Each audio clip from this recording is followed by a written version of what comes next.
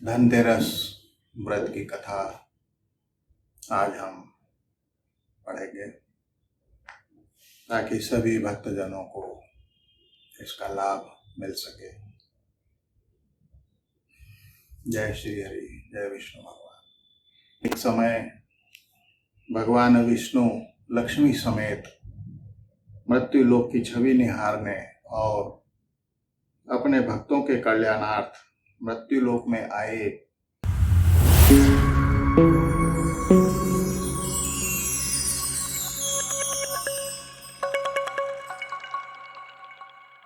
और कुछ देर बाद भगवान श्री लक्ष्मी से कहने लगे कि मैं दक्षिण दिशा में जा रहा हूँ और आप उधर मत आना। इतना कहकर वे मार्ग में आगे बढ़ गए तो लक्ष्मी जी भी पीछे पीछे चलने लगी। कुछ दूर चलने पर लक्ष्मी जी ने देखा कि बड़े ही सुंदर सुंदर पीत पुष्पों से परिपूर्ण सरसों के खेत हैं तथा उन खेतों के समीप ही गन्ने का खेत है। पीत पुष्पों की मनोहारी छटा को देखकर लक्ष्मी भी वहां पूर्ण श्रृंगार से युक्त हो ईख के पौधे को उखाड़कर चूसने लगी। उसी समय भगवान लौटे और यह देखकर लक्ष्मी जी पर क्रोधित हुए। उन्होंने श्राप दिया कि जिस किसान का यह खेत है 12 वर्षों तक उसकी तुम सेवा करो। ऐसा कहकर भगवान विष्णु क्षीर सागर में चले गए। श्री लक्ष्मी जी किसान के यहाँ जाकर उसे धन धान से परिपूर्ण करके उसकी सेवा में तत्पर हो गई। इस प्रकार भी कहा जाता है कि इसी दिन देवदानव के समुद्र मंथन के समय धन्वंतरी समुद्र से अमृत कलश लेकर प्रकट हुए थे। इसलिए इस धनतेरस को धन्वंतरी तेरस भी या धन्वंतरी जयंती भी कहा जाता है। 12 वर्ष का समय पूरा हुआ तब लक्ष्मी जी जाने को तैयार हुई तो किसान ने रोक लिया। भगवान जब किसान के यहाँ लक्ष्मी जी को बुलाने गए तो किसान ने लक्ष्मी जी को जाने नहीं दिया।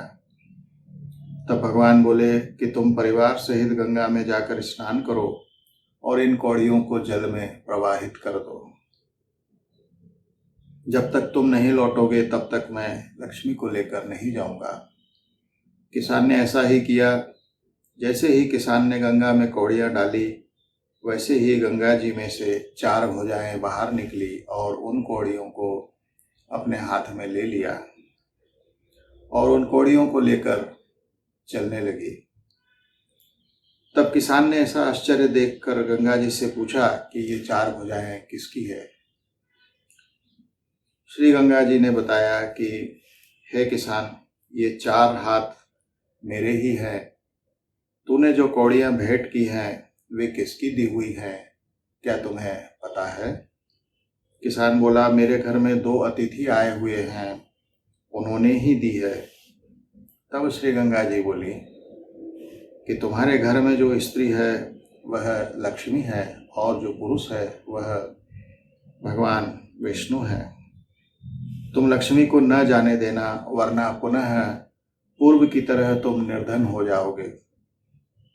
यह सुन जब वह घर लौटा तो भगवान से बोला कि मैं लक्ष्मी जी को नहीं जाने दूंगा। तब भगवान ने किसान को समझाया कि लक्ष्मी मेरे श्राप की वजह से तुम्हारे घर में निवास कर रही थी और तुम्हारी सेवा कर रही थी, जो 12 वर्षों तक तुम्हारी सेवा में लगातार सेवा करके अपना श्राप का फल भोग रही थी। फिर लक्ष्मी चंचल होती है, इनको बड़े बड़े भी रोक नहीं पाते हैं। किसान ने पुनः हठपूर्वक कहा कि नहीं, मैं लक्ष्मी जी को अब जाने नहीं दूंगा। इस पर लक्ष्मी जी ने मंद मंद मुस्कुराते हुए स्वयं ही कहा कि हे किसान, यदि तुम मुझे रोकना चाहते हो तो सुनो, कल तेरस का दिन है। तुम अपना घर स्वच्छ रखो, रात्रि में घी का दीपक जलाकर रखना, तब मैं तुम्हारे घर में आऊंगी। उस समय तुम मेरी पूजा करना, किंतु मैं तुम्हें दिखाई नहीं दूंगी। किसान ने कहा, ठीक है, मैं ऐसा ही करूँगा। इतना कह और सुन लेने के बाद लक्ष्मी जी 10 दिशाओं में फैल गई। भगवान देखते रह गए। अगले दिन किसान ने लक्ष्मी जी के कथानुसार कार्य को पूर्ण कर रात्रि में घी का दीपक प्रज्वलित कर लक्ष्मी पूजन किया। उसका घर धन धान्य से पूर्ण हो गया। इसी भांति वह प्रतिवर्ष तेरस के दिन लक्ष्मी जी की पूजा करने लगा। उस किसान को ऐसा करते देखकर कितने ही अन्य लोग भी लक्ष्मी जी की पूजा करने लगे और यह तेरस धनतेरस के नाम से विख्यात हुई। अतः इस दिन सभी को लक्ष्मी पूजन करना चाहिए। जय श्री हरि।